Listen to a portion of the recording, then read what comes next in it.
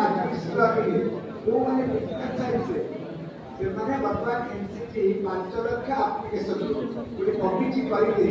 जे माने डिसीजन होची आसले हम स्टेट लेवल दरकार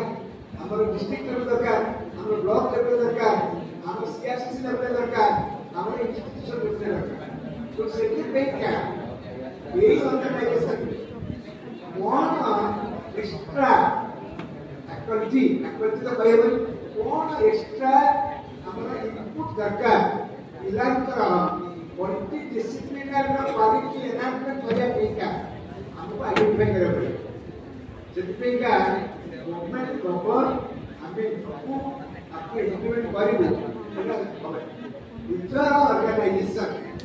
इतर एरिया जिला इतर कैपिटल एरिया जति डिस्ट्रिक्ट कैपिटल डिस्ट्रिक्ट यही डिस्ट्रिक्ट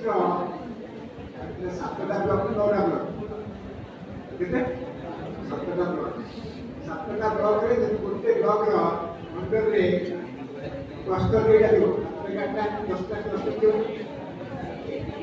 गोटे ब्लॉक रे 23टा क्लस्टर और इनको क्लस्टर रे 15टा स्कूल रो कोन कॉम्पिटेंस अछि प्रत्येक स्कूल रो आत्मचिंता भलो की एटा दिबे प्रत्येक स्कूल रो साइंस ता भलो की एटा दिबे